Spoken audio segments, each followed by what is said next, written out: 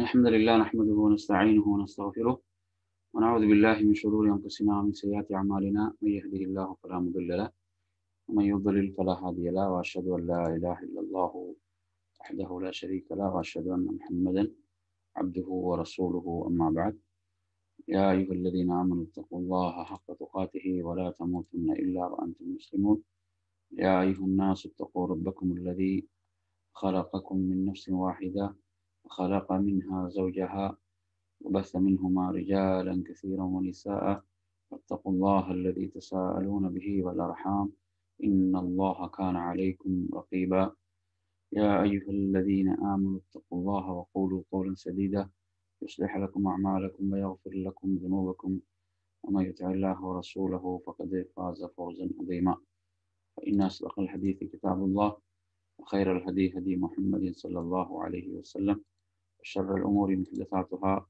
كل محدثة بدعة وكل بدعة ضلالة وكل ضلالة في النار. அன்பிற்குரிய அருமை சகோதரர்களே, தாய்மார்களே, சகோதரிகளே, அஸ்ஸலாமு அலைக்கும் வரஹ்மத்துல்லாஹி வபரகாத்துஹு. நமது மார்க்க வகுப்பில் அழைப்பு பணியின் வழிமுறைகள் என்ற நமது இந்த தொடரில் அதாவது தாவாவினுடைய அந்த வழிமுறைகளில் மூன்றாவதாக நாம் பார்த்தது அழகிய முறையில் தர்க்கம் செய்தல். அதில் பல அம்சங்களை நாம் என்ன செய்தோம், நேற்றைய வகுப்பில் நாம் பார்த்தோம். இதில் நாம் அல் குர்ஆனினுடைய சில முன்மாதிரிகளை குறிப்பாக நபிமார்களுடைய தஅவாவில் அவர்கள் தங்களுடைய சமூகத்தோடு எவ்வாறு வாதங்களை வைத்து அவர்கள் தஅவா செய்தார்கள் அப்படி என்பதை நாம் பார்க்கின்ற போது நாம் பார்க்கலாம், இப்ராஹிம் அலைஹிஸ்ஸலாம் அவர்களுடைய அந்த தஅவாவினுடைய வழிமுறைகள்ல அணுகுமுறைகள் நாம் எடுத்து பார்க்கின்ற போது அவர்கள் பலவிதமான அந்த வழிமுறைகளை அவர்கள் தஅவாவில் பயன்படுத்தினார்கள் என்பதை நாங்கள் பார்க்கலாம். அந்த அடிப்படையில் நாம் அல் குர்ஆனில் பார்ப்போமாக இருந்தால் 26வது அத்தியாயம் அந்த அத்தியாயத்தில் நீங்கள் 69வது வசனத்திலிருந்து படித்தால் அல்லாஹ் சொல்கிறான், வத்துலு அலைஹிம் நப இப்ராஹிம், அவர்களுக்கு இப்ராஹிமின் செய்தியை ஓதி காண்பிப்பீராக. இப்ராஹிமினுடைய அந்த செய்தியை, வரலாற்றை நபியே நீர் அவர்களுக்கு ஓதி காண்பிப்பீராக அப்படின்னு சொல்லி அல்லாஹ் சொல்வதிலிருந்தே என்ன அவ்வளோ ஒரு அதில் படிப்பினை இருக்கிறது, அதில் முன்மாதிரி இருக்கிறது. அதனால்தான் அல்லாஹ் தஆலா சொல்கிறான். அப்ப ஏன் இவ்வளவு எல்லாம் ஏனென்றால் அவர்கள் சத்தியத்தை ஏற்றுக்கொள்ள வேண்டும் என்பதற்காகத்தான். அப்ப அவர் சொல்றார், அவங்க இது கால லி அபீஹி வ கௌமிஹி மா தஅபுதூன். அதுல நீங்க எடுத்து பார்த்தீங்கன்னு சொன்னா எப்படி அந்த வசனங்கள் அதுல வருகிறதுன்னு கவனிச்சீங்கன்னு சொன்னா, இது கால லி அபீஹி வ கௌமிஹி மா தஅபுதூன்.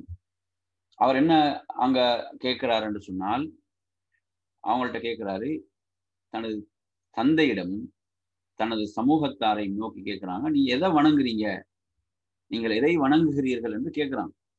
உதாரணமாக இப்ராஹிம் அலைஹிஸ்ஸலாம் அவர்களுக்கு தெரியும் அவர்கள் எதை வணங்குறாங்கன்னு தெரியும். ஆனா அந்த உரையாடல் எப்படி ஆரம்பிக்குதுன்னு நீங்க பாருங்க. அந்த உரையாடலுடைய துவக்கம் எப்படி அந்த உரையாடல் ஆரம்பிக்கிறது அப்படின்னு பாத்தீங்கன்னா, அவருக்கு கேட்கிறார், அவங்கள்ட்டே கேட்கிறார். என்ன கேட்கிறாரு, நீங்க எதை வணங்குறீங்க அப்படின்னு கேட்கிறார். கேட்கும்போது அப்ப ஏன் இந்த கேள்வி என்றால், அப்போ இதன் ஊடாகத்தான் என்ன செய்யலாம், அந்த உரையாடலை கொண்டு போகலாம், அவர்களுக்கு சத்தியத்தை புரிய வைக்கலாம். இது மிக முக்கியமான ஒரு பகுதி. அப்ப நாங்க எப்படி ஆரம்பிக்கிறன்றது முக்கியமானது. இப்ப நாங்க ஒரு உரையாடலாக இருந்தாலும் நாம் என்ன செய்வது, மாற்று கருத்துடையவர்களோடு நாம் கலந்துரையாடுவதாக இருந்தாலும் அதில் எவ்வாறு நாம் அதை துவங்குவது ஆரம்பிப்பது என்பது மிக முக்கியமானது. அப்ப என்ன, நாங்கள் ஆரம்பிக்கிறது என்பதை அவங்கள ஒரு வெறுண்டோட செய்யக்கூடிய அமைப்பிலும் இருந்துவிடக்கூடாது. அவங்க கேட்குறாங்க, எப்படி கேட்குறாங்க, நீங்க எதை வணங்குறீங்கன்னு ஆரம்பிக்கிறாங்க. அவங்களோட பதில் என்ன? காலு நஅபுது அஸ்னாமன் ஃபனவல்லு லஹா ஆகிஃபீன். அவர்கள் நாங்கள் சிலைகளை வணங்குகிறோம், நாம் அவற்றின் வணக்கத்திலேயே நிலைத்திருக்கிறோம் என்று கூறினார்கள். அப்ப அவங்கள்ட்ட இருந்து பதில் எடுக்கிறான். அப்ப அவர்கள்ட்ட இருந்து என்ன செய்யறாங்க? அந்த பதிலை எடுக்கிறாங்க. அப்ப அவர்களாகவே என்ன செய்யறாங்க? அதை ஏற்றுக்கொள்கிறார்கள். நாம் இதைத்தான் வணங்குகிறோம். அப்ப அது மிக முக்கியமானது. இப்ப நாங்க என்ன செய்யல, ஊகங்களை எல்லாம் வைத்து கலந்துரையாடலோ விவாதமோ செய்யல. அவர்களுடைய நம்பிக்கை என்ன, அவர்கள் எதில் இருக்கிறார்கள் என்பதை உறுதிப்படுத்த வேண்டும். அடுத்து பாத்தீங்கன்னா, கால ஹல் யஸ்மஊனகும் இது ததுஊன். அடுத்து இப்ராஹிம் அலைஹிஸ்ஸலாத்துடைய கேள்வி என்ன? அப்ப அவர் கன்ஃபார்ம் பண்ணி கொண்டார். என்ன? அவங்க சிலைகளை தான் வணங்குறாங்க அப்படின்றது அவங்களோட வாயிலிருந்து எடுத்துட்டார். அடுத்து அவருடைய கேள்வி என்ன? கால ஹல் யஸ்மஊனகும் இது ததுஊன். நீங்க அவற்றை அழைக்கும் போது அவை என்ன காது கொடுத்து கேட்கின்றனவா, அவைகள் அதை செவியேற்கின்றனவா என்ற கேள்வியை கேட்கிறார். கால ஹல் யஸ்மஊனகும் இது ததுஊன். அடுத்து என்ன? அவ் யன்ஃபஊனகும் அவ் யதுர்ரூன். அல்லது அவை உங்களுக்கு நன்மை செய்கின்றனவா அல்லது தீமை செய்கின்றனவா என்று கேட்கிறார். அதை நீங்க வணங்குவதன் மூலம் உங்களுக்கு ஏதும் நன்மைகள் கிடைக்கிறதா அல்லது வணங்காத போது அது உங்களுக்கு என்ன தீமை செய்கிறதா என்று கேட்கிறார். அப்ப இந்த கேள்விகளுக்கு அவங்களோட பதில் என்ன? இதெல்லாம் சாதாரணமான கேள்வி. இப்போ ஒரு வணங்குறதுடைய நோக்கம் என்ன? அதாவது மிக பிரதானமானது அது நீங்க உங்களுடைய அழைப்பை அது செவியேற்க வேண்டும், அப்படிதானே? இப்போ நாங்க பார்க்கிறோம் நபிமார்களுடைய துவாவில் இப்ராஹிம் அலைஹிஸ்ஸலாத்துடைய துவா நீங்க பாட துவாக்கள் இன்ன ரப்பி லஸமீஉ துஆ, நிச்சயமாக என்ன என்னுடைய ரப் பிரார்த்தனையை செவியேற்பவனாக இருக்கிறான், அப்படிதானே? நாங்க எங்கிருந்து அழைத்தாலும் அந்த ரப்புல் ஆலமீன் செவியேற்பவனாக இருக்கிறான். இதுல மிக அடிப்படையான விஷயம் என்னதான்? அதாவது செவியேற்றல் அப்படின்றதுதான்.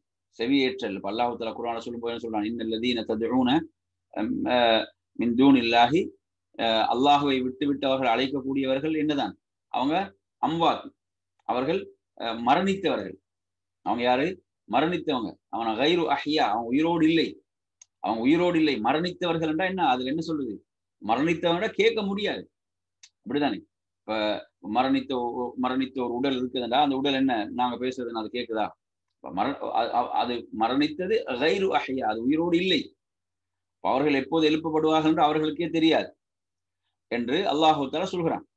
அப்ப அப்படி அல் குர்ஆன்ல அல்லாஹ் சொல்லுகிறான் என்று சொன்னா, அப்ப இங்க என்ன அது சொல்லக்கூடிய பிரதான விஷயம் என்ன? அவர்கள் மரணித்தவர்கள். மரணித்தவங்கன்னு சொன்னா அவங்களுக்கு எதுவுமே செய்யலாது, அவங்க எதையும் செவியேற்க மாட்டார்கள். அப்ப இங்க இப்ராஹிம் அலைஹிஸ்ஸலாம் என்ன கேட்கிறாங்க? அப்ப நீங்க அழைக்கும் போது அவை செவியேற்கின்றனவா? அடுத்து என்ன கேட்கிறாங்க? அவை உங்களுக்கு நன்மை செய்கின்றனவா அல்லது தீமை செய்கின்றனவா என்று கேட்கிறார். இதுக்கெல்லாம் அவங்க என்ன பதில் சொல்லிக்கணும்? ஒன்று அது அவைகள் செவியேற்கின்றன என்று சொல்ல வேண்டும், அல்லது அவைகள் செவியேற்கவில்லை என்று சொல்ல வேண்டும். அவைகள் நமக்கு நன்மை செய்கின்றதா? ஆம் நன்மை செய்கிறதுன்னு சொல்ல வேண்டும், அல்லது இல்லை என்று சொல்ல வேண்டும். இப்படியெல்லாம் அவங்க பதில் சொல்லாம அவர்கள் சொன்னார்கள் என்ன பதில்? காலு பல் வஜத்னா ஆபாஅனா கதாலிக யஃஅலூன். அவங்களோட பதில் இதுதான் இருந்துச்சு. என்ன? எமது மூதாதையர் இவ்வாறு வழிபாடு செய்வதை நாங்கள் கண்டோம். இதுதான் பாத்தில் உள்ளவங்களோட பதில். அன்று தொட்டு இன்று வரைக்கும் அவர்களிடம் இருக்கக்கூடிய பதில் இதுதான். அப்ப என்ன? எங்களது பெற்றோர்கள் இவ்வாறு வழிபடுவதை நாங்கள் கண்டோம் என்று கூறினார். அப்ப இதுதான் அவர்களிடம் காணப்பட்ட பதிலே தவிர இப்ராஹிம் அலைஹிஸ்ஸலாம் கேட்ட கேள்விக்கு அவர்கள் பதில் அளிக்கவில்லை. இப்ராஹிம் அலைஹிஸ்ஸலாம் கேட்ட கேள்விக்கு பதில் அவங்கள்ட்ட இல்லை. கால அஃபரஐதும் மா குன்தும் தஅபுதூன். அப்ப அவ்வாறாய் நீங்கள் எதை வணங்கி கொண்டிருந்தீர்கள் என்பதை நீங்கள் பார்த்தீர்களா என்று மறுபடியும் கேட்கிறார். அப்ப நீங்க என்னத்தை வணங்குறீங்கன்றதை கொஞ்சம் சிந்திக்கிறீங்களான்னு கேட்கிறார். அவங்களோட சிந்தனையை திறக்கிறார். அவர்களுடைய சிந்தனையைத்தான் அங்கு திறக்குகிறார். ஆனா நீங்க எடுத்து பாருங்க, இன்னைக்கு நிறைய பேருடைய சிந்தனை என்பது ஆன்மீகத்தின் பெயரால் என்ன அவைகள் மூடப்பட்டிருக்கின்றன. ஒரு குருட்டு ஆன்மீகத்தின் பெயரால் என்ன செய்யுது? பலருடைய சிந்தனைகள் மூடப்பட்டிருப்பதையெல்லாம் நாங்க பார்க்கிறோம். அப்ப அவர் சிந்தனையை தான் திறக்கிறார். அவர் என்ன சொல்றாரு? நீங்கள் எதை வணங்கி கொண்டிருந்தீர்கள் என்பதை நீங்கள் பார்த்தீர்களா என்று கேட்கிறார். திரும்ப கேட்கிறார். கேட்டுவிட்டு அந்தும் ஆபாஉகுமுல் அக்தமூன். அப்ப நீங்களும் உங்கள் முந்தைய மூதாதையர்களும் எதை வணங்கினீர்கள் என்பதை நீங்க கொஞ்சம் கவனிங்க என்பதை கவனியுங்கள். இவைகள் எந்த சக்தியும் அற்றவைகள். அடுத்து சொல்றாரு, ஃபைன்னஹும் அதுவும் உள்ளி இல்லா ரப்பல் ஆலமீன். நிச்சயமாக இவை எனக்கு விரோதிகளே, அகிலங்களின் இறைவனை தவிர அவனே காப்பவன். என்ன? நீங்களும் உடைய மூதாதையர் வணங்கியவைகள் என்னதான் தெளிவாக அவர் சொல்றார். இவைகள் என்னதான் எனது எதிரிகளே என்று சொல்லி அவர் சொல்கிறார். அப்ப கொள்கையில வந்து என்ன செய்யுது, கொள்கையில அதாவது அட்ஜஸ்ட்மெண்ட் எல்லாம் கிடையாது. கொள்கை என்பது தெளிவாக அதுல உறுதியாக இருக்க வேண்டும். அடுத்து சொல்றாரு, அடுத்து பாருங்க, மிக முக்கியமான விஷயம் என்ன, இப்ப அவங்கள்ட்ட அவர்களுடைய கடவுளை பற்றி கேட்கும் போது, அவர்கள் நீங்க எதை வணங்குறீங்க என்பதை பற்றி கேட்கும் போது அவர்களிடம் அதற்கு இருந்த பதில் ஒன்றுதான். என்ன, எமது மூதாதையர்கள் இவ்வாறு வணங்கியதை கண்டோம், அதனால் வணங்குகிறோம். அதை விட்டு அவங்களுக்கு என்ன சொல்ல முடியலண்டா, நாங்க வணங்கக்கூடிய கடவுள்கள் இப்படி இப்படி எல்லாம் சக்தி பெற்றவைகள், இவைகளை எல்லாம் செய்யக்கூடியவைகள், அப்படி ஏதாவது சொல்ல முடிஞ்சுதா? அல்லது இப்ராஹிம் அலைஹிஸ்ஸலாம் கேட்டாங்களே, அவன் மிச்சம் கேட்கல, என்ன நீங்கள் அழைக்கும் போது அது செவியேற்குதான்னு கேட்கிறான். அது நீங்க அழைக்கும் போது முதலாவது, இப்ப ஒருத்தன் வந்து உங்களுக்கு உதவி செய்யறதாக இருந்தா முதல்ல உங்களோட அழைப்புக்கு செவி ஏற்க வேண்டும். அதுதானே பேஸ். நாங்க வந்து ஒரு வந்து என்ன செய்யறோம், ஒரு காது கேட்காத ஒரு செவிடன்ட்ட நாங்க போய் உதவி தேடலுமா? இயலாது. ஏன், அவன் செவிடன், நாங்க சொல்றது அவனுக்கு கேட்காது, அவனுக்கு கேட்காது. அப்ப முதல் விஷயமே என்னதான், உங்களுக்கு வந்து நீங்க வணங்குறீங்க, உதவி வேண்டும், அருள் வேண்டும் என்று வணங்கினா முதலாவது நீங்க சொல்றதை கேட்க வேண்டும், முதல் விஷயம். அப்ப அது அவனோட கேள்வி அதுதானே, பேஸ் அடிப்படையான கேள்வி அதுதானே. நீங்கள் அழைக்கும் போது, பிரார்த்திக்கும் போது அவைகள் செவியேற்கின்றனவா?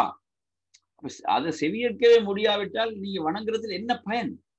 சுப்ஹானல்லாஹ், பாருங்க இவ்வளவு தெளிவாக உணர்த்துறாரு. அதை அடுத்து கேட்கிறாரு, என்ன, அவைகள் வந்து உங்களுக்கு ஏதாவது பயன் அளிக்குதா நீங்க அதை வணங்குறது மூலமாக?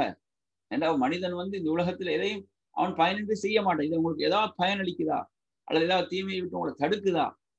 அப்ப இந்த கேள்விக்கெல்லாம் அவங்களிடம் என்ன பதில் இல்லை, வாயடைத்து தான் போனார்களே தவிர சொன்ன பதில் ஒன்றுதான். என்ன, அவர்கள் சொன்ன பதில், எமது மூதாதையர்கள் இவ்வாறு வணங்குவதை நாம் கண்டோம், இவ்வாறு செய்வதை கண்டோம். சரி, இந்த கேள்விக்கு பிறகு இப்ராஹிம் அலைஹிஸ்ஸலாத்துடைய பாருங்க, இப்ராஹிம் அலைஹிஸ்ஸலாம் என்ன சொல்றாரு, அகிலங்களின் இறைவனை தவிர. எப்படி அறிமுகப்படுத்துறாரு, ரப்புல் ஆலமீன், அகிலங்களின் இறைவனை தவிர. அப்ப அவங்க இந்த வார்த்தையில என்ன சொல்றாங்க, நான் வணங்கக்கூடிய இறைவன் அவன் அகிலங்களின் இரட்சகன், ஒட்டுமொத்த அகிலங்களுக்கு அவன் இறைவன் என்பதை அவங்க சொல்றாங்க, அறிமுகப்படுத்துறாங்க. இல்ல ரப்பல் ஆலமீன் என்று சொல்லிட்டு அடுத்து சொல்றாங்க, நான் வணங்குவது என்ன உங்களை போன்று கண்மூடித்தனமானதோ அல்லது மூதாதையர்கள் வணங்கியதற்காகவோ அல்ல. அவங்க சொல்றாங்க பாருங்க, அதாவது நான் ஏன் அவனை வணங்குகிறேன், அல்லதி ஹலகனி ஃபஹுவ யஹ்தீன், அவனே என்னை படைத்தான், பின்னும் அவனே எனக்கு நேர்வழி காண்பிக்கிறான் சொல்றாங்க. பாத்தீங்களா, இப்படி அல்லாஹ் அறிமுகப்படுத்துறாங்க. நீங்க வந்து உங்கள்ட்ட இருந்த பதில் ஒன்றுதான், மூதாதையர்கள் மூதாதையர்கள் வணங்கினாங்க அதனால வணங்குறோம் என்பது. நான் அவ்வாறு அல்ல, நான் யாரை வணங்குகிறான், யார், அவன் என்னை படைத்தான். அல்லதி ஹலகனி ஃபஹுவ யஹ்தீன், அவன் தான் எனக்கு என்ன செய்தான், நேர்வழியை காண்பித்தான். பாருங்க எவ்வளவு அழகா அல்லாஹ் பத்தி அந்த மக்களுக்கு அவங்க சொல்றாங்கன்றதை பாருங்க. அடுத்து, வல்லதி ஹுவ யுத்இமுனி வ யஸ்கீன், அவனே எனக்கு உணவளிக்கிறான், அவனே எனக்கு என்ன செய்கிறான், பருகவும் தருகிறான். அப்ப எனவே வல்லதி ஹுவ யுத்இமுனி வ யஸ்கீன். அடுத்து சொல்றான், வைதா மரிது ஃபஹுவ யஷ்பீன், நான் நோயுற்றால் அவனே என்னை குணப்படுத்துகிறான். வல்லதி யுமீதுனி சும்ம யுஹ்யீன், அதே போன்று அவனை என்னை மரணிக்க செய்து என்னை உயிர்ப்பிக்கிறான். அப்ப இவற்றை எல்லாம் செய்யக்கூடியவன் தான் யாரு, வணங்கப்படுவதற்கு தகுதியானவன், வணக்கத்துக்கு தகுதியானவன். அடுத்து என்ன சொல்றாங்க, வல்லதி ஆத்துமா யக்ஃபிரலி ஹதீஅத்தி யௌமத்தீன், அடுத்த மறுமை பற்றிய நம்பிக்கையும் அங்க சொல்றாங்க. நியாய தீர்ப்பு நாள் என்று எனக்காக என் குற்றங்களை மன்னிப்பவன் அவனே என்று நான் ஆதரவு வைக்கிறேன் என்று இப்படி அழகாக என்ன செய்யறாங்க. இந்த உரையாடல கவனிச்சீங்கன்னா நாங்க பல எண்ணற்ற படிப்பினைகள் நாங்க எடுக்கலாம் இதுல இருந்து. சுப்ஹானல்லாஹ், இப்படியாக நாங்க பாக்குறோம் எவ்வளவு அழகா என்ன செய்யறாங்க, அந்த உரையாடல்ல ரப்பை பற்றிய அந்த செய்தியை அவர்கள் முன்வைக்கிறார்கள் என்பதை நாங்க பார்க்கிறோம். எனவே அன்பிற்குரியவர்களே, அப்ப இவ்வாறு நாங்க குர்ஆன் எடுத்து பாத்தீங்கன்னா நிறைய இவ்வாறான உரையாடல்கள், ஒரு நபிக்கும் அந்த சமுதாயத்துக்கும் இப்படி நடந்த உரையாடல் நாங்க நிறைய அல் குர்ஆன்ல பார்க்கலாம். எனவே நறுமையான சகோதரர்களே, இதை நாங்க என்ன தர்க்கம் என்ற அமைப்பில் நிகழ்ந்தவைகளும் இருக்கின்றன என்பதை நாம் பார்க்கலாம், இந்த அமைப்பில் இருந்தவைகளையும் நாம் பார்க்கலாம். நீங்க அதே போன்று நீங்க அல் குர்ஆன்ல இதுல எந்த அத்தியாயம் சொன்னா நீங்க பார்க்கலாம், மூன்றாவது அத்தியாயத்திலும் என்ன செய்யுது? இதுல பாருங்க, அல்லாஹு தஆலா எவ்வளவு அழகான வாதங்களை வைக்கிறான். இன்ன மஸல ஈசா இன்தல்லாஹி கமஸலி ஆதம் ஹலகஹு மின் துராப் சும்ம கால லஹு குன் ஃபயகூன். அதாவது அல்லாஹ்விடத்தில் நிச்சயமாக ஈசாவின் உதாரணம் ஆதமின் உதாரணம் போன்றதே என்று அல்லாஹு தஆலா அழகா சொல்றான். நீங்க எப்படி அவரை அதாவது கடவுளாக நீங்க எடுத்துக்கொள்ளலாம், கடவுளின் குமாரனாக நீங்கள் எடுத்துக்கொள்ளலாம். அப்ப நீங்க வந்து அவருடைய ஒரு அற்புதமான அந்த பிறப்பை வைத்து அவரை நீங்கள் கடவுள் என்று சொல்வதாக இருந்தால், நீங்க அதை விட மிக தகுதியானவர் அதற்கு யார்? ஆதம் அலைஹிஸ்ஸலாம் அதுக்கு மிக தகுதியானவர். ஈசா அலைஹிஸ்ஸலாத்துடைய அற்புதமான பிறப்பை வைத்து நீங்க அவரை கடவுள் என்கிறீர்களா அல்லது கடவுளின் மகன் என்கிறீர்களா? அதை விட அற்புதமான ஒரு ஒரு பிறப்பு தான் யாருடையது? ஆதம் அலைஹிஸ்ஸலாத்துடையது. இவருக்கு தாயாவது இருக்கிறான். அவங்களுக்கு யாரு? தாய் தந்தை என்ன செய்யுது? இருவருமே இல்லை. சுப்ஹானல்லாஹ். அல்லாஹ்விடத்தில் நிச்சயமாக ஈசாவின் உதாரணம் ஆதமின் உதாரணம் போன்றது என்று அல்லாஹ் தஆலா ஏன் உணர்த்துகிறான்? எனவே நீங்கள் இவர் வணங்கப்படுவதற்கு தகுதியானவர் அல்ல, இவர் வணக்கத்துக்குரியவர் அல்ல. சுப்ஹானல்லாஹ். ஹலகஹு மின் துராப். அல்லாஹ் அவரை என்ன செய்தான்? மண்ணிலிருந்து படைத்து பின் என்ன சொன்னான்? குன் ஆக என்று சொன்னான். என்ன செய்தார்? அவர் ஆகிவிட்டார். எனவே சுப்ஹானல்லாஹ். இவ்வாறு அழகான முறையில் குர்ஆன்ல நீங்க எடுத்து பார்த்தீங்கன்னா அழகான முறையில் இவ்வாறான வாதங்கள் அவங்களுடைய சிந்தனையை திறக்கக்கூடிய முறையிலே எடுத்து வைக்கப்படக்கூடிய பல ஆதாரங்கள் நாங்கள் என்ன செய்யலாம்? நாம் பார்க்கலாம். எனவே அல்லாஹ் சொல்றான் என்ன இதுல? வமன் ஹாஜ்ஜக ஃபீஹி மின் பஅதி மா ஜாஅக மினல் இல்ம். இது பற்றிய முழு விவரம் உமக்கு வந்து சேர்ந்த பின்னரும் எவரேனும் ஒருவர் உம்மிடம் இதை குறித்து தர்க்கம் செய்தால் அப்ப நீங்க வாங்க முபாஹலா செய்வோம். கடைசியா என்னதான்? சத்தியத்தை நிலைநாட்டுறதுக்குள்ள இறுதி வழிதான் முபாஹலா. என்ன? அந்த அழிவு சத்தியம் நாங்க சொல்லுவோமா இல்லையா? இதுல பாருங்க எப்படி வசனம் வருகிறது. வாருங்கள் எங்கள் புதல்வர்களையும் உங்கள் புதல்வர்களையும் எங்கள் பெண்களையும் உங்கள் பெண்களையும் எங்களையும் உங்களையும் அழைத்து ஒன்று திரட்டி வைத்துக் கொண்டு பொய்யர்கள் மீது அல்லாஹ்வின் சாபம் உண்டாகட்டும் என்று நாம் பிரார்த்திப்போம் என்று கூறுவோம் என்று. இது வந்து இறுதி கடைசியாக சத்தியத்தை நிலைநாட்டுறதுக்குள்ள வழி. அப்ப இதுக்கு யார் முன் வருவாங்கன்னா சத்தியத்தில் உள்ளவர்கள் தான் இதற்கு முன் வருவார்கள். சத்தியத்துல உள்ளவர்கள். அந்த நஜ்ரானிலிருந்து வந்த கிறிஸ்துவர்கள் என்ன செய்தார்கள்? அவர்கள் வந்து சொன்னார்கள் என்ன? நாங்க இவர் வந்து உண்மையில் அல்லாஹ்வுடைய தூதர், இவரோடு நாம் இந்த முபாஹலாவுக்கு சென்றால் நாங்க அந்த நஜ்ரானுக்கு போய் செல்வதற்கு முன்னாலே நம்ம அனைவரும் அழிந்து போய் விடுவோம், அங்குள்ளவைகளும் அழிந்து விடும் என்று என்ன செய்தார்கள்? அவங்க அவ்வளவு உறுதியாக நம்பினாங்க. ஆனா சத்தியத்தை ஏற்றுக்கொள்ளாத ஆச்சரியம். அவர்கள் முபாஹலாவுக்கு முன்வரவும் இல்லை. அந்த அழிவு சத்தியத்துக்கு ரசூலுல்லாஹ் அழைக்கிறாங்க, அல்லாஹ் அழைக்குமாறு சொல்கிறான். அதற்கு வந்து அவர்கள் முன் வரவில்லை. ஏன்? அவர்களுக்கு தெரியும் இவர் உண்மையான தூதர், உண்மையான இறை தூதர். அப்ப எனவே அவ்வாறு நாம் முபாஹலாவுக்கு சென்றால் என்ன? நாம் அங்கு போய் சேர்வதற்கு முன்னால் நாமும் அழிந்து அங்குள்ளவைகளும் அழிந்து விடும் என்று அவர்கள் நம்பினார்கள். பாருங்க, அப்படி இருந்தும் என்ன செய்யல? சத்தியத்தை ஏற்றுக்கொள்ள ஆச்சரியம். இன்னைக்கு நாங்க நிறைய ஆச்சரியப்படுறோமா இல்லையா? என்னப்ப இவ்வளவு தெளிவாக இருந்து நம்பிக்கை கொள்ளாம இருக்கிறாங்க. அப்ப பார்த்து அவங்களோட உலக ஆடம்பரங்கள், அவங்களுக்கு இருந்த அந்தஸ்து, இவைகள் செல்வாக்கெல்லாம் அவர்களை தடுத்தன என்பதை பார்க்கிறோம். இப்படி நீங்க குர்ஆன்ல நீங்க எடுத்தீங்கன்னு சொன்னா பல வரலாறுகள் நாங்க என்ன செய்யலாம் இதுல பார்க்கலாம். இந்த நீங்க ஆல இம்ரான் எடுத்தீங்கனாலே அழகான முறையில இந்த வாதங்கள் நிறைய வருது. கிறிஸ்துவர்களுக்கு குறிப்பாக நாங்க படிக்க வேண்டிய நிறைய வசனங்கள் இதில் வருவதை நாம் பார்க்கிறோம். அப்ப எனவே நேர்மையான சகோதரர்களே, இவ்வாறாக இதனுடைய அணுகுமுறையில நாங்க பார்த்தது வந்து என்ன? அதாவது மூன்றாவது அணுகுமுறை தான் என்ன?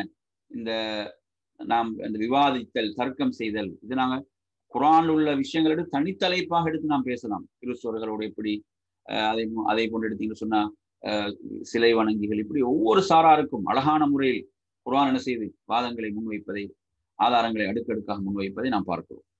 அடுத்ததாக நறுமை சகோதரர்களே, நமது அந்த நூலை பொறுத்தவரையில் அந்த நூலுடைய கடைசி பகுதியில் தான் நாங்கள் இப்ப என்ன செய்யறோம்?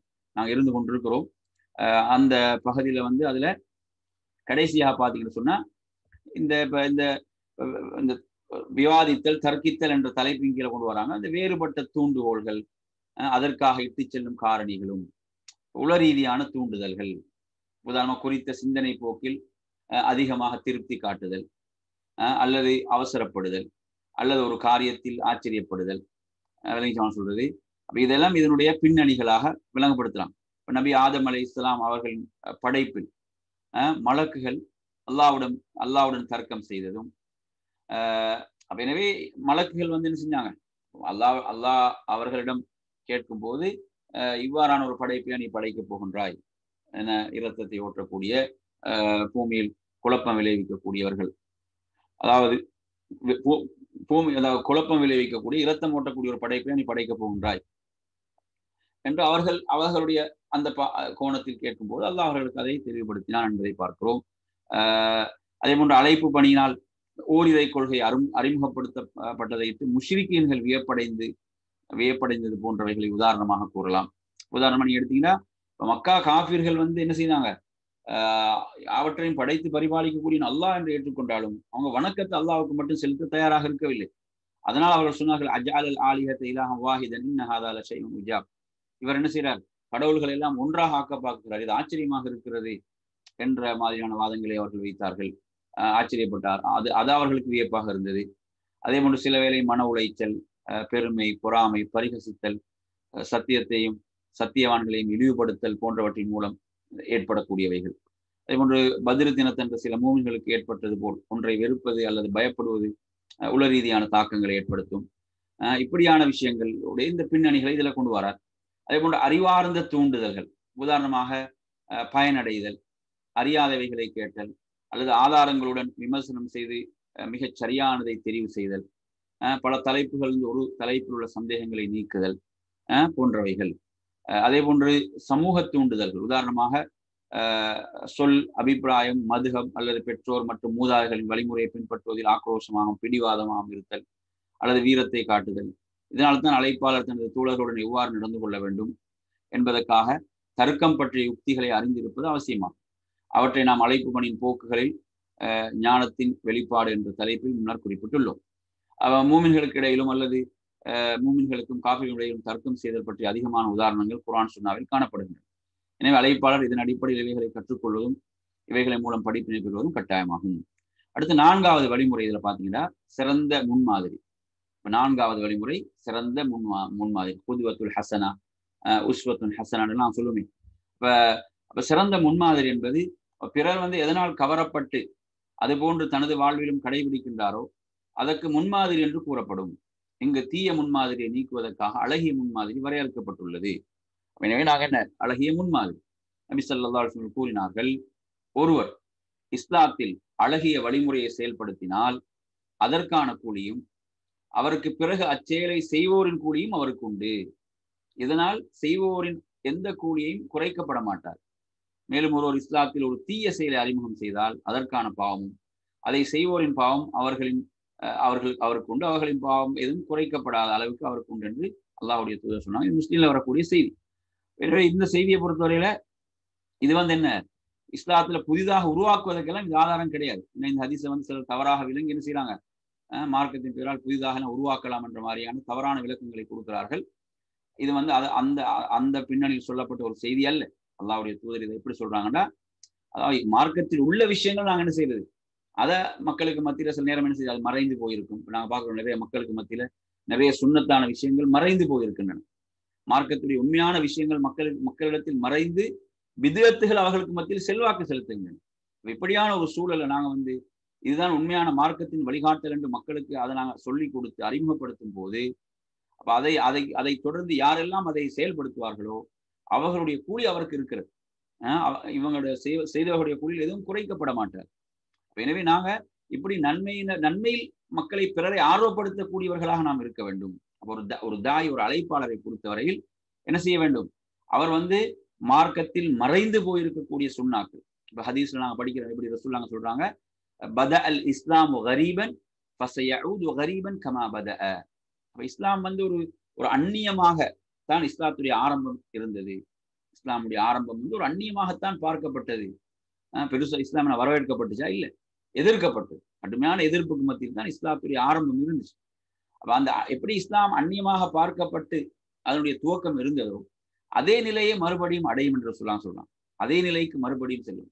மக்கள் மறுபடியும் என்ன செய்வாங்க, இஸ்லாத்தை அந்நியமாக பார்க்க ஆரம்பிப்பாங்க. உண்மையான இஸ்லாத்தை ஆச்சரியமாக பார்க்க ஆரம்பிப்பார்கள். அதை ஆச்சரியமாகத்தான் பார்க்க ஆரம்பிப்பார்கள். அவர்களுக்கு மத்தியில் அவ்வளவு பித்அத்துகளும் அனாச்சாரங்களும் தான் பரவி கிடக்கும்.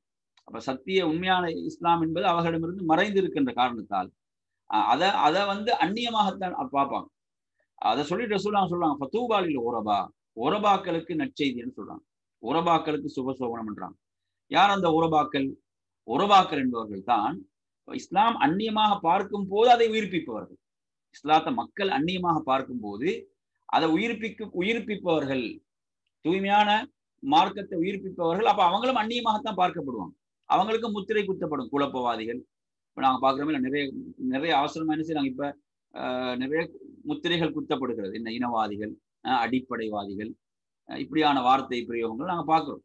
என்ன உண்மையான மார்க்கத்தை சொல்லும் போது, உண்மையான மார்க்கத்தை சொல்ல முற்படும் போது, குர்ஆன் சுன்னாவை சொல்ல முற்படும் போது இன்றைக்கு நிறைய என்ன, அதாவது நாங்க மார்க்கத்தை காக்க போகிறோம் என்று புறப்பட்டவர்கள் கூட என்ன முத்திரையை குத்துறாங்க அவசரமா, இவங்க அடிப்படைவாதிகள், இவங்க இனவாதிகள் என்றெல்லாம் முத்திரை குத்துகிறார்கள். இந்த ஹதீஸ் என்ன ரசூலுல்லாஹ் சொன்னா உரபாக்களாக பார்க்கப்படுவாங்க. அவங்க உண்மையான இஸ்லாத்தை நடைமுறைப்படுத்தக்கூடியவர்கள் உரபாக்களாக அந்நியமாகத்தான் பார்க்கப்படுவார்கள். அவர்களுக்கு நற்செய்தி உண்டு அல்லாஹ்வுடைய தூதர் சொன்னாங்க. ஏன் நற்செய்தி? அவங்க அவ்வளவு சிரமங்களை எதிர்கொள்வாங்க, கஷ்டங்களை எதிர்கொள்வாங்க, அதுக்கு மத்தியில் தான் அதை செயல்படுத்துவாங்க. எனவே இதெல்லாம் சும்மா எளிதான சிம்பிளான விஷயம் என்பதல்ல. இதுக்கு நாங்கள் பல அர்ப்பணிப்புகள், தியாகங்கள் செய்தாக வேண்டும். எனவே நறுமையான சகோதரர்களே, அந்த அடிப்படையில அப்படியான சூழல்ல நாங்க தூய்மையான இஸ்லாத்தை நாங்க என்ன செய்யறோம், உயிர்ப்பிக்கும் போது அதை பார்த்து யாரெல்லாம் அதை செயல்படுத்துவார்களோ, அவர்களுடைய நன்மை நமக்கு இருக்கிறது, நன்மை இருக்கிறது. இப்ப நீங்க உங்களோட ஊர்கள்ல பார்ப்பீங்க, என்ன சில சுண்ணாக்கள் அப்படி மறைந்து போயிருக்கும், சில பித்ஆக்கள் என்ன செய்யும், தலை விரித்து ஆடும். இப்படியான சந்தர்ப்பத்தில் நீங்க ஒரு பல எதிர்ப்புகளுக்கு மத்தியில, போராட்டங்களுக்கு மத்தியில் என்ன செய்றீங்க, அந்த சுண்ணாவை மக்களுக்கு மத்தியில் அறிமுகப்படுத்துறீங்க. அந்த சுண்ணா மறைந்து போயிருக்கிறது. அப்ப அந்த சுண்ணாவை அறிமுகப்படுத்தும் போது பல எதிர்ப்புகள் வரும். ஆனாலும் அதை விளங்கி அதை பின்பற்றக்கூடிய பலரும் அதற்கு முன் வருவார்கள். அப்படி பின்பற்றும் போது அவர்களுடைய நன்மை உங்களுக்கு இருக்கிறது, அதிலிருந்து உங்களுக்கும் நன்மை இருக்கிறது. அவருடைய நன்மையில் எதுவும் குறைக்கப்பட மாட்டார்.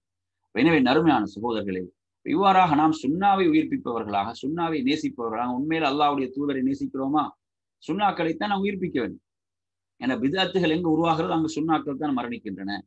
அங்கு மரணிக்க செய்யப்படுவது என்ன, சுண்ணாக்கள் தான் பித்ஆ உயிர் பெறக்கூடிய இடங்கள். எனவே நாங்க சுண்ணாவை உயிர்ப்பிப்பதன் மூலம் தான் பித்ஆக்கள் என்ன செய்யலாம், நாம் அழிக்கலாம். எனவே அதே போன்றுதான் ஒருவன் ஒரு தீமையை, ஒரு பித்அத்தை அறிமுகப்படுத்துவானாக இருந்தால் அதை தொடர்ந்து எவனெல்லாம் அதை செய்வானோ அவர்களுடைய தீமையும் அவனுக்கு உண்டு என்று அல்லாஹ்வுடைய தூதர் சொல்கிறார். எனவே இதுல நாங்கள் அழகிய முன்மாதிரி என்பது நாங்கள் என்ன, மார்க்கத்தில் இந்த வழிகாட்டல்களுடைய அமைப்பில் நல்ல அழகிய முன்மாதிரிகள் நாங்கள் என்ன செய்யணும், நாங்கள் அழகிய முன்மாதிரி மார்க்கத்தில் உள்ள வழிகாட்டல் நாங்கள் அவர்களுக்கு, மக்களுக்கு காட்ட வேண்டும்.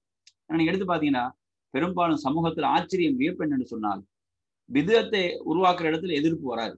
நீங்க எடுத்து பாருங்க, நாங்க நிதர்சனமா பாக்குறோம், அது நிதர்சனமா எங்க வாழ்விலும் கண்டு இருக்கிறோம். என்ன, பித்அத்துகளை உருவாக்குற இடத்துல அதை எவனும் எதிர்க்க மாட்டான், அதான் ஆச்சரியம். ஆனா அதே நேரத்துல அந்த பித்அத்தை சமூகத்திலிருந்து இல்லாமக்கிறதுக்கு எவ்வளவு பெரிய ஒரு போராட்டம் செய்ய வேண்டியிருக்குன்னா, லேசான போராட்டம் அல்ல, ஒரு பெரும் போராட்டம் செய்ய வேண்டியிருக்கிறது அந்த பித்அத்துகளை இல்லாத ஒழிப்பது. அதே போன்று மக்களுக்கு மத்தியில் சுண்ணாக்கள் அறிமுகப்படுத்துவதற்கும், இதுதான் உண்மையான சுண்ணான்னு சொல்வதற்கும் பெரும் போராட்டம் நடத்த வேண்டியிருக்கிறது. ஏன்னா அங்கு அந்த எதிர்ப்புகள் எங்கிருந்து வருவதுன்னு சொன்னா, யாரு, மார்க்கத்தில் அவர்களுக்கு ஒரு தவறான வழிகாட்டல் கொடுக்கப்பட்ட காரணத்தால் அவங்க என்ன செய்யறாங்க, அவர்களுக்கு பித்ஆக்கள் சுண்ணாவாக காட்டப்பட்டிருக்கின்ற காரணத்தால் அவர்கள் சுண்ணாக்களை எதிர்த்து கொண்டிருக்கிறார். நீங்க ஒரு திருமணத்தை எடுத்தாலும் சரி, ஒரு ஜனாசாவை அடக்கக்கூடிய நிகழ்வாக இருந்தாலும் சரி, இப்படி பல விஷயங்கள் சமூகத்துல பாருங்க, அதுல பல பிரச்சனைகள் வருவதற்கு காரணம் என்ன, அங்க சுண்ணா, இதுதான் சுண்ணா, அதை நடைமுறைப்படுத்த போனா அங்க எதிர்ப்புகள் வருவதை பார்க்கணும். ஏன், அவர்களுக்கு சுண்ணாவாக எதை காட்டப்பட்டிருக்கிறது, பித்அத்துகளை காட்டப்பட்டிருக்கிறது. எனவே இந்த ஒரு மோசமான நிலையை நாங்க பார்க்கிறோம், சமூகத்துல நிறைய பார்க்கலாம். எனவே பித்அத்துகளை லேசா உருவாக்கிட்டு போயிடலாம், அதை எதிர்க்கப்படவும் மாட்டேன். ஆனால் அதை இல்லாமல் ஆக்குவது, அதே போன்று சுண்ணாவை மறுபடியும் அங்கு உயிர்ப்பிக்கிறது என்பது ஒரு பெரும் தியாகம், அர்ப்பணிப்பு, அதுக்கு செய்தாக வேண்டும் என்ற நிலையை நாங்க பார்க்கிறோம். அடுத்ததாக என் அருமையான சகோதரர்களே, அழகிய முன்மாதிரியின் வகைகள். இது இரு வகைப்படும். பொதுவான அழகிய முன்மாதிரி, அதாவது வழி தவறுவதிலிருந்து பாதுகாக்கப்பட்டவர்கள், இவர்கள் நபிமார்கள், தூதர்கள். அப்படிதான், அவங்க வழி கேட்டிலிருந்து பாதுகாக்கப்பட்டவர்கள், இவங்க நபிமார்கள். அல்லாஹ் கூறுகிறான், அல்லாஹுவை இறுதி நாளையும் ஆதரவு வைத்து அல்லாஹுவை அதிகம் தியானிப்போருக்கு நிச்சயமாக அல்லாஹ்வின் தூதரிடம் ஒரு அழகிய முன்மாதிரி இருக்கிறது. லக்கத் கான லக்கும் ஃபீ ரசூலில்லாஹி உஸ்வத்துன் ஹஸனஹு அல்லாஹ் தஆலா சொல்கிறான் 33வது அத்தியாயத்தில் 21வது வசனத்தில். அந்த அடிப்படையில் என்ன, அல்லாஹ்வுடைய தூதர் தான் நமக்கு அனைத்திலும், இந்த ஒட்டுமொத்த உலகத்துக்கும் அவங்க தான் முன்மாதிரி. அடுத்து எடுத்தீங்க, அப்ப அது பொதுவான முன்மாதிரி. அடுத்து எடுத்தீங்கன்னா வரையறுக்கப்பட்ட அழகிய முன்மாதிரி, அதாவது பாவத்தை விட்டும் பாதுகாக்கப்படாதவர்கள். உதாரணமாக நல்லோர்களின் நிலை, நல்லோர்கள் இவர்கள் உள்ள சில அம்சங்களை விட்டு விட்டு சிலதை பின்பற்றலாம். நாங்க பாக்குறோமா இல்லையா? அல்லாஹ் எப்படி சொல்றாங்க, வல்லதீன தபஊஹும் பிஇஹ்சான், அவர்கள் நல்ல முறையில் நல்லதில் அவர்களை பின்பற்றியவர்கள் என்று அல்லாஹ் தஆலா சொல்வதை பார்க்கிறோம். நல்லதில் நாங்க என்ன செய்வது? பின்பற்றுவது, நல்ல விஷயங்களை பின்பற்றுவது. ஏன்னா அவங்கள்ட்ட இருந்து தவறுகள் நிகழ்வதற்கு வாய்ப்பு இருக்கிறது. இப்ப நபித்தோழர்கள் என்றாலும் அவங்க யாருதான், அவங்களிடமிருந்து தவறுகள் நிகழ்வதற்கு வாய்ப்பு இருக்கிறது. அவங்க நபிமார்கள் போன்ற அந்த பாதுகாப்புக்கு உட்பட்டவர்கள் அல்ல. எனவே அவ்வாறு தவறுகள் நிகழும் போது அதில் நாம் அவர்களை பின்பற்றுவது கிடையாது. புரியுதான் சொல்றது? ஆனா அவங்க யார்? அவங்க சிறந்த சமுதாயம், அவங்க சிறந்த சமுதாயம். இப்ப சிலர் சொல்வது போன்று நாங்களும் மனிதர்கள் அவர்களும் மனிதர்கள், அதுல மாற்றுக்கிறது கிடையாது. நாங்களும் மனிதர்கள் அவர்களும் மனிதர்கள் தான். ரசூலுல்லாஹ் சொன்னா அவங்க சிறந்த நூற்றாண்டுக்குரியவர்கள், நிறைய சஹாபாக்களுக்குரிய சிறப்புகள் சொல்லப்பட்டிருக்கிறது. அதையும் புரிந்து கொள்ளல். நிறைய பேர் என்ன செஞ்சாங்க, நாங்களும் மனிதர்கள் அவர்களும் மனிதர்கள் சொல்லிட்டு அப்படி போறதல்ல. ரசூலுல்லாஹ் அவங்களுக்கு எவ்வளவு சிறப்புகள் சொல்லியிருக்கிறாங்க, அவங்க எவ்வளவு சிறப்பித்து சொல்லப்பட்டிருக்கிறார்கள், அவங்களோட ஈமான் எவ்வளவு சிறப்பித்து சொல்லப்பட்டிருக்கிறது என்பதை நாங்கள் புரிந்து கொள்ள வேண்டும். எனவே அந்த அடிப்படையில் நீங்க எடுத்தீங்கன்னு சொன்னா, அப்ப நாம் என்ன செய்வது? வரையறுக்கப்பட்ட முன்மாதிரினா நல்ல விஷயங்கள் அவர்கள் நாம் என்ன செய்வது? பின்பற்றுவது. அப்ப இதுல என்ன, இப்ப சிலவங்களை பாத்தீங்கன்னா கண்மூடித்தனமான தக்லீத். அவங்க ஏதாவது ஒரு சிந்தனை போக்கில் பாதிக்கப்பட்டால், ஏதாவது ஒரு சிந்தனையில் தாக்கம் ஏற்பட்டால், அல்லது மதுஹபுடைய தாக்கமாக இருக்கலாம், அல்லது இயக்க ரீதியான தாக்கமாக இருக்கலாம், அல்லது தனி மனிதர்களுடைய தாக்கமாக இருக்கலாம். சிலர் என்ன செய்யலாம், அவர்களை கண்மூடித்தனமாக பின்பற்றுவார்கள். அது கூட அது மார்க்கம் ஒருபோதும் வரவேற்கவில்லை. ஏன்னா அதில் நாம் எது மார்க்கத்துக்கு உடன்பாடாக இருக்கிறதோ அந்த விஷயங்கள்ல தான் என்ன செய்யணும், அவர்களை நாம் பின்பற்ற வேண்டும். அடுத்து நீங்க எடுத்தீங்கன்னா அழகிய முன்மாதிரிக்கான முக்கியத்துவம். முன்மாதிரியின் தாக்கம் பாமரன் உட்பட பல்வேறு தகுதியின் அடிப்படையில் மக்கள் அனைவரிடத்திலும் பொதுவாக அமைந்திருக்கும் ஒரு அம்சமாகும். எனவே ஒவ்வொரு மனிதனும் தனக்கு ஒருவரை தெரியாவிட்டாலும் அவரது செயலை எடுத்து கூறி அவரை பின்பற்றுவதற்கு முடியும். எனவே அந்த அடிப்படையில் எடுத்தீங்கன்னு சொன்னா, அழகிய முன்மாதிரி என்பது அனைவரும் விரும்பக்கூடியவைகள். அழகிய முன்மாதிரி என்பது அனைவரும் நேசிக்கக்கூடியவர்கள். அழகிய முன்மாதிரி அனைவரும் என்ன செய்வார்கள்? பின்பற்றுவதற்கு விரும்புவார்கள். அழகிய முன்மாதிரி என்பது நமக்கு யார்? அல்லாஹுடைய தூதர் தான். நமக்கு அழகிய முன்மாதிரி யார்? அல்லாஹுடைய ரசூல். அதை தாண்டி நமக்கு ஒரு அழகிய முன்மாதிரி கிடையாது என்பதை நாம் புரிந்து கொள்ள வேண்டும். அடுத்து நீங்க எடுத்தீங்கன்னா மனிதர்களின் இயல்பும் இயற்கையும் அதே போன்று வாசித்தல் கேட்டல் ஆகியவற்றை கொண்டு தாக்கம் பெறுவதை விட, மனிதனுடைய அந்த இயல்பு இயற்கை என்பது வாசித்தல் கேட்டல் ஆகியவற்றை கொண்டு தாக்கம் பெறுவதை விட முன்மாதிரியினால் தாக்கம் பெறுவது அதிகமாகும். அதிலும் அது செயல் சார்ந்த அம்சங்களில் அதிகம் காணப்படும். அப்படித்தானே? அதாவது உண்மையில் ஒருவருடைய செயல், அவரது செயல்ல அவர் அவர் முன்மாதிரி என்று சொல்லும்போது அதை மக்கள் உடனே அதை ஏற்றுக்கொள்வார்கள். அது கவரும் மக்களை என்ன செய்யும்? அது மனித உள்ளங்களை மிக அவசரமாக கவர்ந்து விடும். அப்ப சஹாபாக்களை உண்மையில் அல்லாஹுடைய தூதரின் மீது அவங்க உயிரை விட மேலாக நேசித்தாங்கன்னு சொன்னா, அது மார்க்கத்துடைய கட்டளை என்பது மட்டுமல்ல, அல்லாஹுடைய தூதருடைய அந்த வாழ்க்கை, அப்பழுக்கற்ற அந்த தூய்மையான வாழ்வும் அதற்கு காரணியாக இருந்தது என்பதை நாம் புரிந்து கொள்ள வேண்டும். அதே போன்று தூதர்களை அனுப்பியும் வேதங்களை இறக்கியும் போதுமாக்காமல் நிச்சயமாக அல்லாஹ் நபிமார்களையும் தூதர்களையும் செயல் வடிவமான வணக்கத்துக்கு முன்மாதிரியாகவும் ஆக்கினான். இப்பதானே ஆயிஷா கேட்கிறாங்க, ஒருத்தர் அல்லாஹுடைய தூதருடைய பண்புகள் குணங்கள் எவ்வாறு இருந்தன, அவங்களோட உயரிய பண்புகள் எப்படி இருந்தன என்று கேட்கும் போது என்ன சொன்னாங்க? கான குலுகுஹு அல் குர்ஆன், அவர்களுடைய பண்புகள் குர்ஆனாகத்தான் இருந்தது. சுப்ஹானல்லாஹ், அப்படி குர்ஆனை அவங்க செயல்படுத்தினாங்க, குர்ஆனின்படி வாழ்ந்தார்கள் என்பதை நாங்க பார்க்கிறோம். எனவே சுப்ஹானல்லாஹ், இப்ப இன்றைக்கு நீங்க எடுத்து பாருங்க, இப்ப நிறைய பேர் என்ன, இப்ப நாங்க சொல்றோம் மக்களுக்கு என்ன சொல்லுவோம், நீங்க இஸ்லாத்தை உண்மையான இஸ்லாத்தை பார்க்க வேணுமா, குர்ஆனை படிங்க ஹதீஸை படிங்கன்னு சொல்றீங்க. உண்மையான இஸ்லாத்தை முஸ்லிம்ட வாழ்க்கையில பார்க்க முடியாது. இன்னைக்கு நமது வாழ்க்கையில பார்க்க முடியாத காரணத்தால நாம் எப்படி சொல்ல வேண்டி இருக்கிறது? உண்மையான இஸ்லாத்தை நீங்க பார்க்க வேணுமா, குர்ஆனை பாருங்க ஹதீஸை பாருங்க. ஏன் சொல்ல வேணும்? ஏன்னா முஸ்லிமுடைய வாழ்க்கையில் அது கிடையாது. அது கிடையாத காரணத்தால இப்படி சொல்ல வேண்டி இருக்கிறது. அன்று அப்படியா? அல்லாஹ்வுடைய தூதர் சஹாபாக்கள் அவங்க அந்த உண்மையான குர்ஆனை சொன்னா அவங்களோட வாழ்க்கையில இருந்தது. அப்ப அவங்களோட வாழ்க்கையை பார்த்தா என்ன செய்யும்? மக்கள் அப்படி கவரப்படுவார்கள். அப்படிப்பட்ட ஒரு வாழ்க்கையை அவங்க வாழ்ந்தாங்க. இன்றைக்கு அப்படி சொல்ல முடியுமா?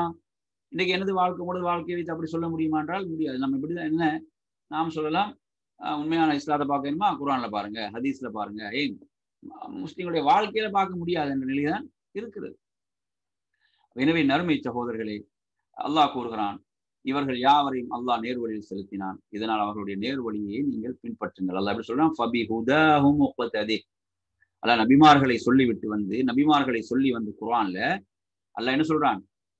அதாவது இவர்களுடைய நேர்வழியை பின்பற்றுங்கள். நல்லா பாருங்க. அங்க அல்லாஹ் என்ன சொல்லல? அவர்களை பின்பற்றுங்கள் அல்லாஹ் சொல்லல. அல்லாஹ் நபிமார்களை சொல்லிவிட்டு வந்து என்ன சொல்றான்னு பாருங்க. அவர்களது நேர்வழியை பின்பற்றுங்கள். எவ்வளவு முக்கியமான வார்த்தைன்னு பாருங்க. அப்ப இப்படி நபிமார்களுடைய விஷயத்திலே குர்ஆன் இப்படி சொல்லும் போது இன்று சில தனி மனிதர்களுக்கு பின்னால் இயக்கங்களுக்கு பின்னால் கண்மூடித்தனமாக செல்கிறார்கள். கண்மூடித்தனமாக சென்று கொண்டிருக்கிறார்கள். என்ன நினைக்கிறாங்க? எங்கட தலைவருக்கு பிழையே வராது, அவருக்கு தவறே வராது, மற்றவர்கள் எல்லாம் அவங்க தவறு இழைப்பாங்க, அவர்கள் பிழைப்பார்கள், எங்கட தலைவருக்கு தவறு எந்த தவறும் வராதுன்ற மாதிரி தான் இருக்கிறார்கள். அப்புறம் நபிமார்களை அல்லாஹ் சொல்லிவிட்டே சொல்கிறான், அவர்களது நேர்வழியை நீங்க பின்பற்றுங்கன்றான். நேர்வழியை அப்படி சொல்லும் போது அப்ப நாங்கள் மற்றவருடைய விஷயத்தில் எவ்வளவு கவனமாக இருக்க வேண்டும், எச்சரிக்கையாக இருக்க வேண்டும் என்பதை நாம் இதிலிருந்து புரிந்து கொள்ளலாம்.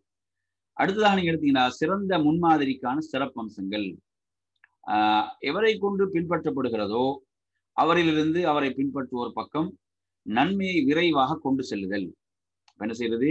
அப்ப உண்மையில வந்து யார் முன்மாதிரியாக இருக்க விரும்புகிறாரோ அவர் என்ன செய்யணும்?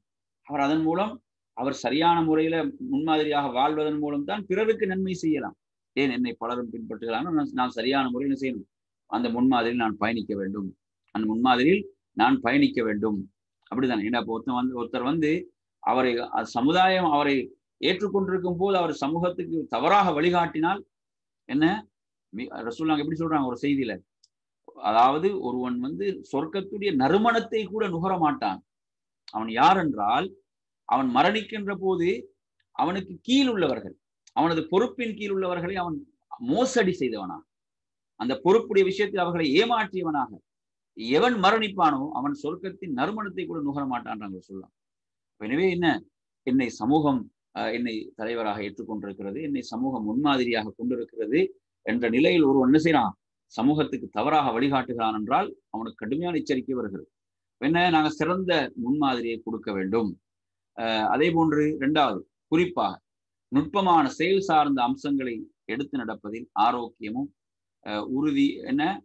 உறுதியில் உத்தரவாதம் இருக்க வேண்டும். குறிப்பாக நுட்பமான செயல் சார்ந்த அம்சங்களை எடுத்து நடப்பதில் ஆரோக்கியம், உறுதியில் உத்தரவாதம் என்று சொன்னால், இதனால்தான் ரசூலுல்லாஹி தனது சமூகத்தாருக்கு இஸ்லாத்தின் அடிப்படை அம்சங்களில் சிலரை கற்றுக் கொடுப்பதில் உறுதியாக இருந்தார். உதாரணமாக தொழுகை, ஹஜ் போன்ற கடமைகளில் அவர்களை பின்பற்றுவது. ரசூலுல்லாஹி எப்படி சொல்றாங்க? சல்லு கமா ரஅய்துமூனி யுஸல்லி, என்னை எவ்வாறு தொழ கண்டீர்களோ அவ்வாறு நீங்கள் தொழுங்கள், அவ்வாறு நீங்கள் தொழுங்கள். எனவே அந்த அடிப்படையில் ரசூலுல்லாஹி என்ன செஞ்சாங்க? அதை செயல்முறையில அவர்களுக்கு செய்து காட்டு முன்மாதிரியை வழங்கினார்கள். அதே போன்று ஹஜ்ஜை பற்றி கூறும்போது உங்கள் வணக்க வழிபாடுகளை எண்ணிலிருந்து எடுத்துக் கொள்ளுங்கள் என்று ரசூலுல்லாஹி சொல்றாங்க. நாங்க பாக்குறோம் ரசூலுல்லாஹி அறிவிப்பு செய்துதான் ஹஜ்ஜுக்கு புறப்பட்டாங்க, அறிவிப்பை செய்கிறார்கள். ஏன் அனைவரும் நான் ஹஜ் செய்வது போன்று ஹஜ் செய்ய வேண்டும் என்பதை ரசூலுல்லாஹி விரும்பினார். அதே போன்று மனித உள்ளத்தில் ஆழமான தாக்கத்தை உண்டாக்குவதும் செயல் வடிவமான கருமங்களுக்கு விரைவாக பதிலளிக்க தேடுவதும் என்பதில் இந்த முன்மாதிரி என்பதில் இருக்கிறது. அப்ப இது ஆழமான ஒரு தாக்கத்தை செலுத்தக்கூடியதான் இந்த அழகிய முன்மாதிரி என்பது. அதே போன்று மக்கள் தன்னை செயல் வடிவமாக பின்பற்ற வேண்டும் என்பதற்காக நபி ஸல்லல்லாஹு அவர்கள் என்ன செஞ்சாங்க? முடியை சிரைத்து இஹ்ராத்திலிருந்து விடுபட விரைந்ததை உம்மு சலமா ரலியல்லாஹு அவர்கள் இவ்விடத்தில் சுட்டி காட்டுகிறார்கள். நாங்க பாக்குறோம் அந்த ஹுதைபியால வந்து ரசூலுல்லாஹி மக்களுக்கு என்ன செய்யறாங்க? அவனோட அந்த பழிப்பிராணியை அறுத்து முடிய வந்து மலிக்க சொல்றாங்க. ஆனா யாரும் சஹாபாக்கள் அதை செய்யறதுக்கு முன் வரல. அப்போது இதை ரசூலுல்லாஹி உம்மு சலமா ரலியல்லாஹுவிடம் கவலையோடு சொல்லும் போது ரசூலுல்லாஹி அவங்க என்ன ஆலோசனை கொடுக்குறாங்க? அல்லாஹ்வுடைய தூதர் அதை நீங்கள் முதல்ல செய்யுங்கன்றாங்க, அதை நீங்க முதல்ல செய்யுங்க, செயல்படுத்துங்க, செய்யுங்கன்றாங்க. ரசூலுல்லாஹி அதை செய்தவுடன் அனைவரும் அதை செய்து விட்டார்கள். அப்ப அந்த செயலுக்கு அவ்வளவு ஒரு என்ன செய்ய ஒரு தாக்கம் இருக்கிறது என்பதை அதிலிருந்து நாம் விளங்கலாம். அதே போன்று மேலும் அவர்கள் மக்கா வெற்றியின் போது பால் அல்லது தண்ணீர் பாத்திரத்தை கொண்டு வர செய்து மக்கள் முன் அதை அருந்தி நோன்பை திறந்தார்கள். அப்ப நாங்க பாக்குறோம் ரசூலுல்லாஹி ஒரு சந்தர்ப்பத்தில் அரஃபாவில் அவங்க ரசூலுல்லாஹி இறுதி ஹஜ்ஜில் அரஃபாவில் இருக்கும் போது ரசூலுல்லாஹி நோன்போடு இருக்கிறாங்களோ என்ற மாதிரியான ஒரு சந்தேகம் சஹாபாக்களுக்கு ஏற்படுகிறது. அப்ப உம்முல் ஃபதுல் ரலியல்லாஹு என்ன செய்யறாங்க? ஒரு பாத்திரத்துல பாலை அனுப்பி கொடுக்குறாங்க. அப்ப ரசூலுல்லாஹி மக்கள் எல்லாம் பார்க்கும் விதத்தில் அதை அருந்தினாங்க. அப்ப உறுதியாயிட்டு ரசூலுல்லாஹி நோன்போடு இல்லை என்பது. அதே போன்று ரசூலுல்லாஹி ஒரு பிரயாணத்தில் கூட என்ன மக்கள் நோன்போடு சிரமப்படுறாங்க என்று அறிந்த போது அது அசருக்கு பிறகு ரசூலுல்லாஹி தண்ணீரை வரவழைத்து நோன்பை திறந்தாங்க என்பதெல்லாம் என்ன ஒரு அது வந்து ஒரு செயல் ரீதியாக என்ன செய்யும்? உடனே அது தாக்கம் செலுத்தும் என்ற அடிப்படையில் வரக்கூடிய செய்திகள். எனவே இந்த அடிப்படையில இத்தோடு அல்ஹம்துலில்லாஹ் என்ன செய்யுது, இந்த தாவாவின் வழிமுறைகள் என்ற நூல் என்ன செய்கிறது, நிறைவுக்கு வருகிறது. இறுதியாக சில வினாக்கள் கூட கொடுக்கப்படுகிறது. பின்வரும் கலை சொற்களுக்கான வரை விலக்கணத்தை தருக. அழைப்பு பணியின் வழிமுறைகள், போக்குகள், அதுல ஞானம், விவேகம், நல்லுபதேசம், விவாதித்தல், அழகிய முன்மாதிரி, இவைகளை பற்றி. அதே போன்று ஞானத்துக்கு விவேகத்துக்கு பல தோற்றங்கள் உள்ளன, அவற்றில் 4 ஆதாரத்துடன் எழுதுக. அழகிய முன்மாதிரிக்கு பல தோற்றங்கள் உள்ளன, அதில் 3 கூறுக. விவாத போக்குகளின் தனித்தன்மைகளை கூறுக. அதே மாதிரி அழகிய முன்மாதிரியின் பிரிவுகளை கூறி எதற்காக அழகிய முன்மாதிரியின் போக்கு முக்கியத்துவம் பெறுகிறது என்பதை எழுதுக. இப்படியாக நீங்க எடுத்தீங்கன்னு சொன்னா, இது ஜுபைல் தாவா சென்டருடைய தமிழ் பிரிவுல இருந்து மொழிபெயர்க்கப்பட்டது. தமிழ்ல ஷேக் அதாவது ஹாமித் ரப்பி மஹமூத் ஆலிம் அவர்கள் இதை மொழிபெயர்த்தார்கள். எம்ஜிஎம் ரிஸ்வான் மதினி அவர்கள் இதை என்ன செய்தாங்க, இதை மீளாய்வு செய்தார்கள். எனவே இது அங்க ஜுபைல் தாவா சென்டருடைய அந்த தமிழ் பிரிவு, அந்த கல்வித்துறை அதோடு சம்பந்தப்பட்ட பிரிவினூடாக அது வெளியிடப்பட்ட ஒரு நூல். எனவே நாங்கள் இதுல இந்த பாடத்தில் நாங்கள் என்ன செய்தோம், அதாவது தாவாவின் வழிமுறைகளை பற்றிய செய்திகளை ஒரு தொகுப்பாக நாம் இதிலே படித்தோம். எனவே நாம் இந்த தாவா என்ற பணியை, அதாவது நாம் இந்த பணியை என்ன செய்யும், நம்மால் இயன்றவரை நாம் நமது ஒரு தாயாக, சமூகத்தில் ஒரு பெண் என்றால் ஒரு தாயாக, சகோதரியாக, மனைவியாக இருந்து எப்படி நான் தாவா பணி செய்யலாம் என்று ஒரு பெண் சிந்திக்க வேண்டும்.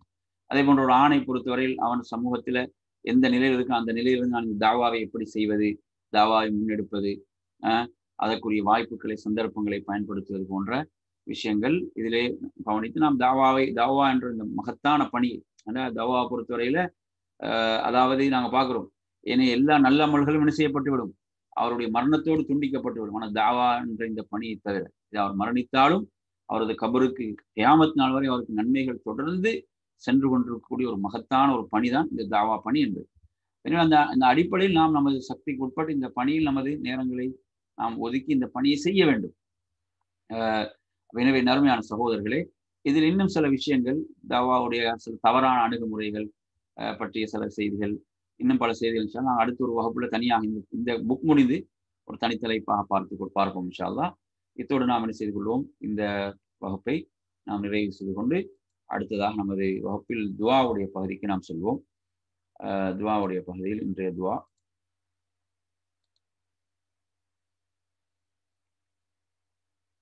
இன்றைய துவாவுடைய நம்பரை பொறுத்தவரையில் 63, 64வது துவா. சரி, 63, 64, 65வது துவா, 65வது துவா. இன்றைக்கு துவா நம்ம இந்த தொடரில் பார்க்கக்கூடிய துவா. அந்த துவாவுடைய இதை சிலவங்க கேட்டிருந்தாங்க, நான் சில குரூப்பில் போடுறேன். துவாவுடைய அப்படி இன்றைய துவா முக்கியமான ஒரு துவா, மிக சிறந்த ஒரு துவா. அதாவது இந்த துவாவை பொறுத்தவரையில ஒரு ஃபஜ்ர் தொழுகைக்காக மஸ்ஜிதுக்கு செல்லும் போது ஓத வேண்டிய துவா. இன்னும் சில அறிஞர்கள் பொதுவாக என்ன சொல்றாங்கன்னா, பொதுவாகவே மஸ்ஜிதுக்கு செல்லும் போது இதை ஓதலாம், ஐவேளை தொழுகைக்கும் மஸ்ஜிதுக்கு செல்லும் போது இதை ஓதலாம் என்ற கருத்தையும் முன்வைக்கிறாங்க. நான் ஹதீஸ்கள் நாங்கள் நேரடியாக வாசகங்களை பார்க்கும்போது நபியும் ஃபஜ்ருடைய தொழுகைக்கு செல்லும் போது இதை ஓதினாங்கன்னு தான் வருது. அதை வச்சு சில அறிஞர்கள் சொல்றாங்க, பொதுவாக மஸ்ஜிதுக்கு செல்லும் போது, தொழுகைக்கு செல்லும் போது இதை ஓதலாம் என்ற விளக்கத்தையும் கொண்டு வருகிறார்கள். இந்த துவாவை பொறுத்தவரையில மிக சிறந்த மிக முக்கியமான ஒரு துவா. அல்லாஹும்ம ஜஅல் ஃபீ கல்பி நூரா வஃபீ பஸரி நூரா வஃபீ சம்இ நூரா வஅன் யமீனி நூரா வஅன் யசாரி நூரா வஃபௌகி நூரா வதஹ்தி நூரா வஅமாமி நூரா வஹல்ஃபி நூரா வஜ்அல் லீ நூரா என்று இந்த ரிவாயத்து வருது. இந்த ரிவாயத்திலே வார்த்தை மாற்றங்களோடு உள்ள ரிவாயத்தில் நாங்கள் நாளைய வகுப்புல பார்ப்போம். சில வார்த்தை மாற்றங்களும் இதில் சில வார்த்தை மாற்றங்களோடும் வரக்கூடிய ரிவாயத்துகள் இருக்கின்றன. அதை நாங்கள் என்ன செய்வோம், இப்போ நீங்க சில வார்த்தை மாற்றங்களோட இந்த துவா பாடமாக இருப்பீங்கன்னா அதையும் நாங்கள் என்ன செய்வோம், அப்படி நீங்க ஓதிவாங்க, அதையும் நாங்கள் பார்ப்போம். ஏன்னா இப்போ சில ரிவாயத்துகள்ல வமின் ஃபௌகி நூரா, வமின் தஹ்தி நூரா, வமின் அமாமி நூரா, வமின் ஹல்ஃபி நூரான்னு வரும். அப்ப இதுல அப்படி வரல. இதுல எப்படி வருது, வாங்கி யசாரி நூரா, ஃபௌகி நூரா, வதஹ்தி நூரா, அமாமி நூரா, ஹல்ஃபி நூரா, வஜஅல் லீ நூரா என்று வருகிறது. அப்ப எனவே இந்த துவா பாத்தீங்கன்னா, அல்லாஹும்ம ஜஅல் ஃபீ கல்பி நூரா. சொல்லுங்க பாப்போம். அல்லாஹும்ம ஜஅல் ஃபீ கல்பி நூரா வஃபி பஸரி நூரா வஃபி சம்இ நூரா وأن يميني نورا وأن يساري نورا وفوقي نورا وتحتي نورا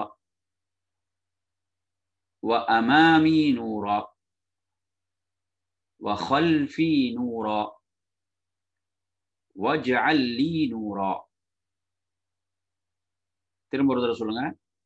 اللهم اجعل في قلبي نورا وفي بصري نورا وفي سمعي نورا وعن يميني نورا وعن يساري نورا وفوقي نورا وتحتي نورا وأمامي نورا وخلفي نورا واجعل لي نورا. இதில் நீங்கள் எடுத்தீங்கன்னா அப்போ சில ரிவாயத்துகளை பார்த்தீங்கன்னா அல்லாஹும்ம ஜஅல் ஃபீ கல்பி நூரா வஃபி லிசானி என்ற வார்த்தையும் வரும். வஃபி லிசானி நூரான்னு நீங்கள் சில பாடமாக்கிக்கலாம் அப்படின்னு சில ரிவாயத்துகள் வருது. அதெல்லாம் நான் பார்ப்போம் சார். அல்லாஹும்ம யா அல்லாஹ் அல்லாஹும்ம ஜஅல் ஃபீ கல்பி எனது உள்ளத்தில் ஆக்குவாயாக. நூறாண்டா ஒளியை, பிரகாசத்தை. எனது உள்ளத்தில் நீ ஒளியை ஏற்படுத்துவாயாக. எவ்வளவு முக்கியமான ஒரு துவான்னு பாருங்க. ஒளி என்பது, பிரகாசம் என்பது அது என்ன? ஹிதாயத், நேர்வழி. சுப்ஹானல்லாஹ். அந்த நூரை, பிரகாசத்தை கேட்கிறோம். அல்லாஹ் குர்ஆன்ல எப்படி சொல்றான்? வமல்லம் யஜஅலில்லாஹு லஹு நூரன் ஃபமா லஹு மின் நூர். அல்லாஹ் யாருக்கு பிரகாசத்தை, ஒளியை ஏற்படுத்தவில்லையோ அவனுக்கு ஒளி கிடையாது என்று அல்லாஹ் தஆலா சொல்றான். எனவே சுப்ஹானல்லாஹ்.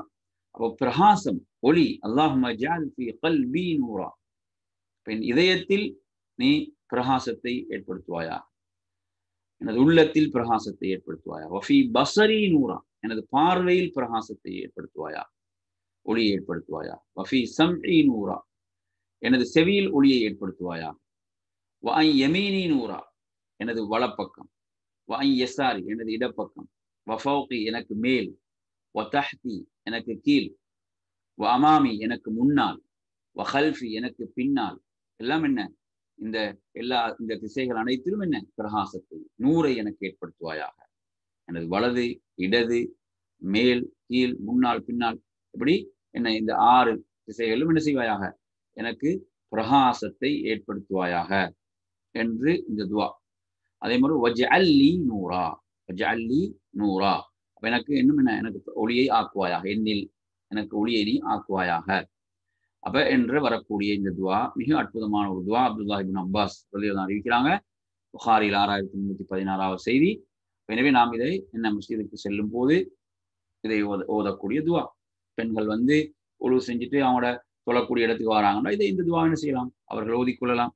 அல்லாஹும்ம ஜஅல் ஃபீ கல்பி நூரா وفي بصري نورا وفي سمعي نورا وعن يميني نورا وعن يساري نورا وفوقي نورا وتحتي نورا وأمامي نورا وخلفي نورا واجعل لي نورا. எனவே நாம் இதனுடைய வார்த்தை மாற்றங்களோடு வரக்கூடிய செய்தி அம்சம் நாளை வகுப்பிலும் கொஞ்சம் பார்ப்போம். இத்தோடு நாம் என்ன செய்து கொள்வோம்? இன்றைய வகுப்பை நிறைவு செய்து கொள்வோம். அல்லாஹ் உங்கள் அனைவர்களுக்கும் அருள் செய்ய போதுமானோம்.